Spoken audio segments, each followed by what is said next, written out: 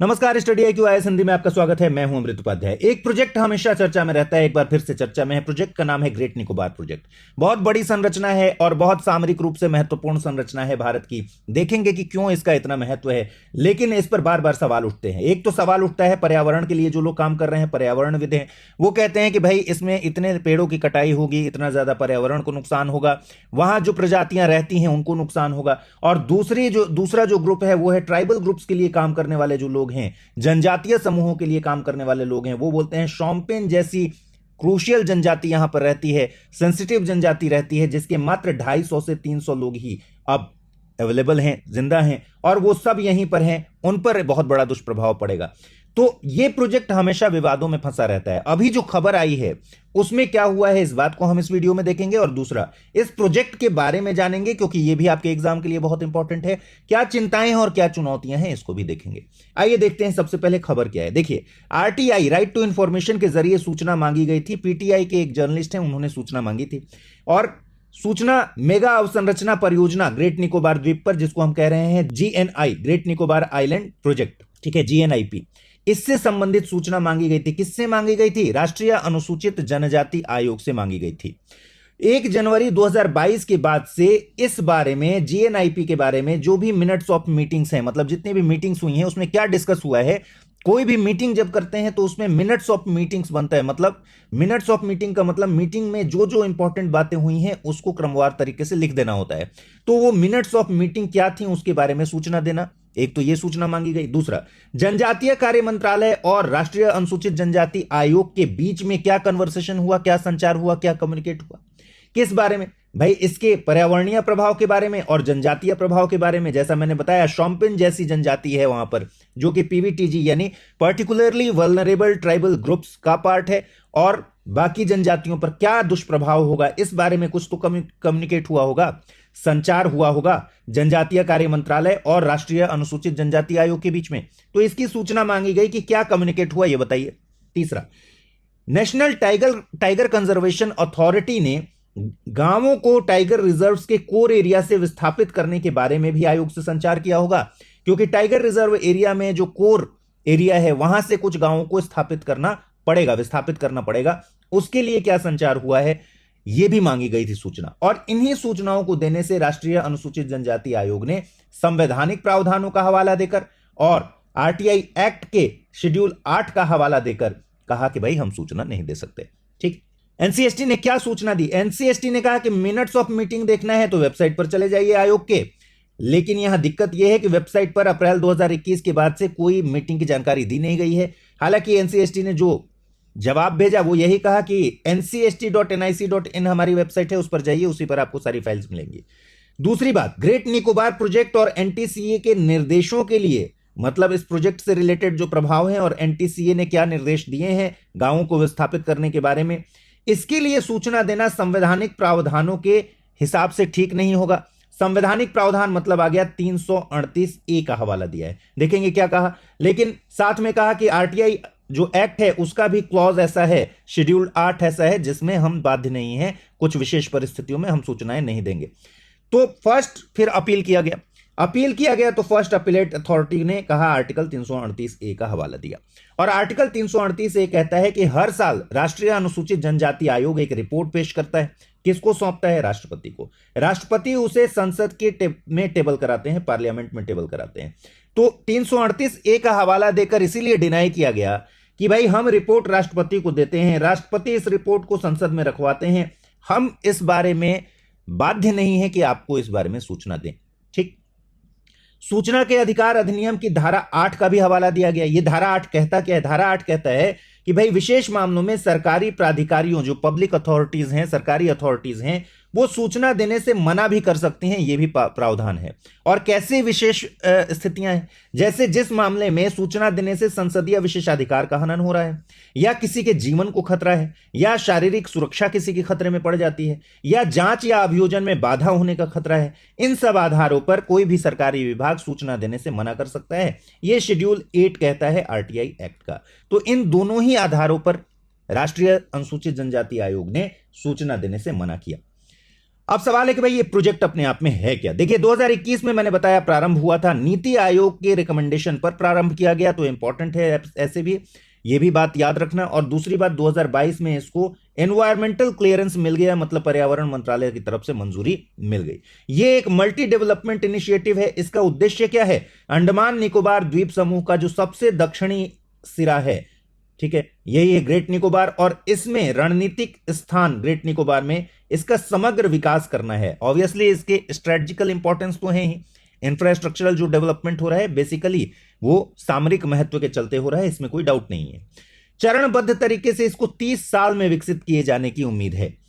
देखिए गैलेथिया खाड़ी है, वहां एक क्या क्या डेवलपमेंट होगा इंफ्रास्ट्रक्चर, यहां पर एक गैलेथिया बे है, गैलेथिया खाड़ी जो कि बहुत ज्यादा इंपॉर्टेंट है अपने आप में, इकोलॉजिकली भी बहुत ज्यादा इंपॉर्टेंट है। यहां पर एक ट्रांसशिपमेंट टर्मिनल का बनाया जाना है एंड ट्रांसशिपमेंट पोर्ट बनाया जाना है। ट्रांसशिपमेंट पोर्ट जब हम बोलते हैं इसका मतलब क्या हुआ है, ऐसा पोर्ट जहां पर मान लीजिए एक जहाज कार्गो लेकर आता है, कंटेनर लेके आता है, तो ट्रांसशिपमेंट पोर्ट उस पोर्ट को कहते हैं जहां पर ये जो कंसाइनमेंट है ये दूसरे वेसल पर, दूसरे जहाज पर शिफ्ट किया जाता है, मतलब इसको ट्रांसफर किया जाता है ताकि ये अब दूसरा जहाज यहां से लेकर जाएगा।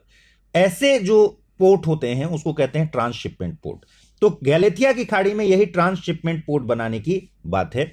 एक ग्रीनफील्ड हवाई अड्डा बनाने की बात है। ग्रीनफील्ड जब भी नाम आए तो उसका मतलब यह हुआ कि स्क्रैच से शुरू हुआ, तो उसको कहते हैं ग्रीनफील्ड। बिल्कुल जीरो से शुरू करने वाले प्रोजेक्ट को कहते हैं ग्रीनफील्ड प्रोजेक्ट।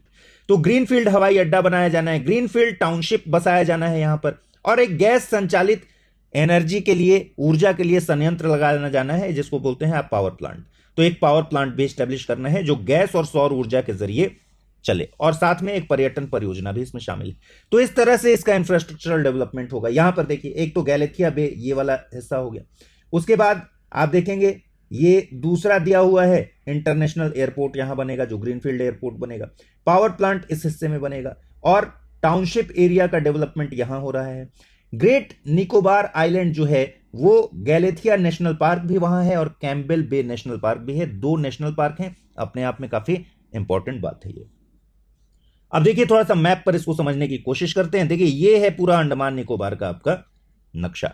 अंडमान निकोबार की अगर बात करें, इसका लोकेशन ही ऐसा है जो बहुत स्ट्रेटेजिकली इंडिया के लिए इंपॉर्टेंट है। अब इसमें भी सबसे दक्षिणी छोर पर है ग्रेट निकोबार, और यहां सबसे दक्षिण में है इंदिरा पॉइंट जो कि साउथ मोस्ट, सदर्न मोस्ट जो हमारा पॉइंट है लैंड पर, ठीक है। तो ये इंदिरा पॉइंट है।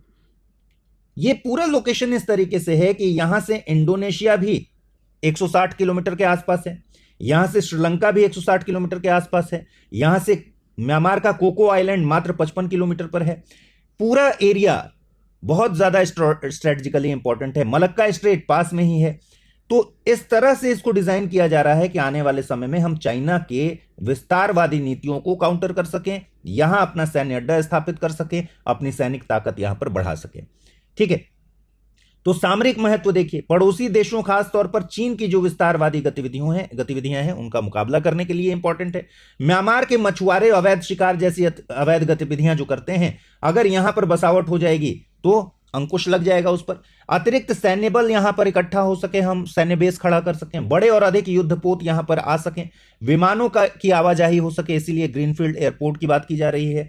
मिसाइल इक्विपमेंट्स यहां रखे जा सकें और आ जा सकें, सैनिकों की तैनाती की जा सके। यह सब परियोजना का महत्व है सामरिक रूप से। क्यों? क्योंकि इसका लोकेशन ऐसा है कि श्रीलंका, इंडोनेशिया और बाकी कंट्रीज से काफी ज्यादा नजदीक है, म्यांमार सबके बीच में। आगे बढ़े उससे पहले अमृत उपाध्याय 007 इंस्टा पर मेरा पता है, अमृत उपाध्याय 007 टेलीग्राम पर पता है, चाहे तो जुड़ सकते हैं। और सबसे इंपॉर्टेंट बात कि भाई गुरु कृपा सेल चल रही है गुरु पूर्णिमा के मौके पर, उसमें आप बहुत ही कम कीमत पर एडमिशन ले सकते हैं। अमृत लाइव कोड यूज कीजिएगा तो कोर्स मिल जाएगा आपको 24,999 रुपए में, और तैयारी का आपका पूरा समाधान एक ही जगह पर हो जाएगा। वन स्टॉप सॉल्यूशन है।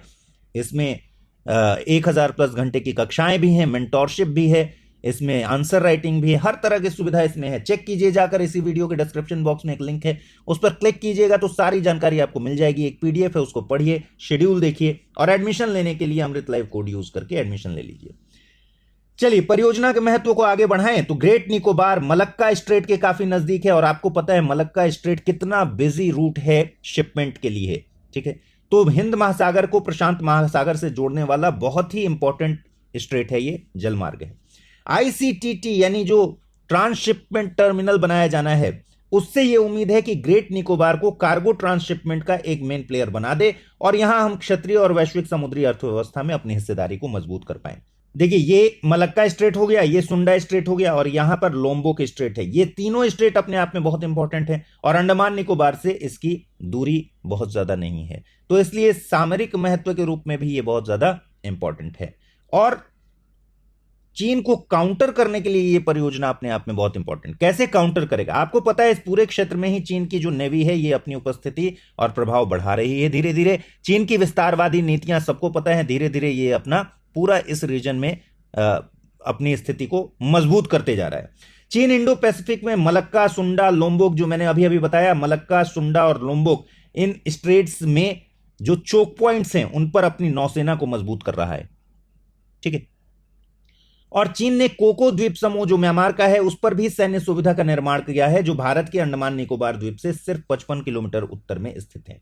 तो अब इसकी लोकेशन को इस तरीके से समझिए, ये अंडमान निकोबार द्वीप समूह हो गया, यहां पर कोको आइलैंड है मात्र 55 किलोमीटर दूर, जो म्यांमार का हिस्सा है, और श्रीलंका, यहां इंडोनेशिया, हमारा मेनलैंड तो है ही। हर तरफ से आप देखिएगा ये बहुत ज्यादा स्ट्रेटेजिक पॉइंट ऑफ व्यू से इंपॉर्टेंट है और यहां पर इसीलिए इतने बड़े प्रोजेक्ट की शुरुआत की गई है। चुनौतियां क्या हैं प्रोजेक्ट से जुड़ी? स्थानीय जनजातियों पर प्रभाव, जैसा मैंने बताया, शोम्पेन और निकोबारी खासतौर पर ये दो जनजातियां बहुत ज्यादा खतरे में आ जाएंगी। शोम्पेन के लोग ही ज्यादा नहीं है, 250 से 300 के बीच में पूरी आबादी है। 1094 निकोबारी 751 स्क्वायर किलोमीटर में फैले जनजातीय अभयारण्य में रहते हैं, रिजर्व एरिया में रहते हैं, उन पर खतरा आ जाएगा। ये बहुत शाई होते हैं और इन बहुत सेंसिटिव होते हैं। अगर इनको बाहर का एक्सपोजर मिला तो फिर इनकी आबादी खत्म ही हो जाएगी, इस तरह का संकट खड़ा हो जाएगा। वन अधिकार अधिनियम 2006 में जो सेंटिमेंट है शोम्पेन जनजाति को बनाया गया है, जनजातीय रिजर्व को संरक्षित और रेगुलेट करने का एकमात्र लीगली इंपावर्ड अथॉरिटी बताया गया है वन अधिकार अधिनियम में शोम्पेन जनजाति को, उसका भी वायलेशन हो जाएगा। वनों की कटाई सबसे बड़ी समस्या है, लगभग 10 लाख पेड़ के काटे जाने की संभावना है पूरे प्रोजेक्ट में, और इस पूरे ग्रेट निकोबार एरिया का ऑलमोस्ट 15%, द्वीप के क्षेत्रफल का लगभग 15% हिस्सा चला जाएगा, वनों की कटाई उसमें हो जाएगी। 13,075 हेक्टेयर वन भूमि को साफ करना है और लगभग 10 लाख पेड़ इसमें काटे जाएंगे। तो एक बहुत बड़ा कंसर्न है, एनवायरमेंटल कंसर्न है। बंदरगाह परियोजना प्रवाल भित्तियों को भी नष्ट कर देगी, इसकी भी चिंता है कि पूरी इकोलॉजी ही तबाह हो सकती है, इकोसिस्टम को भारी नुकसान हो सकता है। गैलेथिया की खाड़ी, जैसा मैंने बताया, जहां ट्रांसशिपमेंट का टर्मिनल बनने वाला है, वहां स्थलीय निकोबार, मेगापोड पक्षी और लेदर बैक कछुओं के लिए भी खतरा है। लेदर बैक कछुआ हमेशा आप पढ़ते होंगे, रेयर स्पीशीज है और बहुत ज्यादा इंपॉर्टेंट है, गैलेथिया की खाड़ी में ही ये पाए जाते हैं। जो प्रस्तावित बंदरगाह है वो भूकंपीय रूप से भी अस्थिर क्षेत्र है। यहां 2004 में 9.2 मैग्नीट्यूड की का भूकंप आया था, जो अपने आप में बहुत रेयर है। वैज्ञानिक कहते हैं अगले 400 से 700 साल में ऐसा भूकंप नहीं आएगा। और सुनामी 2004 में आया था यहां पर, लेकिन उस एरिया में इस तरह का इंफ्रास्ट्रक्चरल डेवलपमेंट करना अपने आप में ये भी खतरे से खाली नहीं है। अब आ जाइए क्विज पर, डेली क्विज 32। आप बताइएगा मुझे कमेंट सेक्शन में, आप इस ग्रेट निकोबार द्वीप समूह का प्रोजेक्ट है, मेगा प्रोजेक्ट है, इसके बारे में आप क्या सोचते हैं? भाई, एक तरफ तो सामरिक रूप से इसका इतना महत्व है, इंडिया की सुरक्षा के लिए जरूरी है कि यह प्रोजेक्ट ठीक से हो, पूरा हो। दूसरी तरफ पर्यावरणीय चुनौतियां तो है ही, जनजातियों को लेकर भी चुनौतियां हैं। क्या इस प्रोजेक्ट को वाकई डिसमेंटल करना चाहिए? क्या इस प्रोजेक्ट को खत्म करना चाहिए या फिर यह प्रोजेक्ट चलते रहना चाहिए? यह मुझे कमेंट सेक्शन में बताइएगा। ग्रेट निकोबार द्वीप परियोजना के संदर्भ में कौन सा घटक शामिल नहीं है? अंतरराष्ट्रीय ट्रांसशिपमेंट टर्मिनल, ग्रीनफील्ड अंतरराष्ट्रीय हवाई अड्डा, परमाणु ऊर्जा संयंत्र या फिर टाउनशिप विकास? कमेंट सेक्शन में मुझे बताइएगा कि क्या है आपका आंसर, लेकिन वीडियो को लाइक करना मत भूलिएगा। फिलहाल इतना ही, अगले वीडियो में मुलाकात होगी। ख्याल रखिए अपना, ठीक से पढ़ाई कीजिए। नमस्कार। यूपीएससी की तैयारी का हर दिन कीमती होता है और हर कल की राह आज से ही बनती है।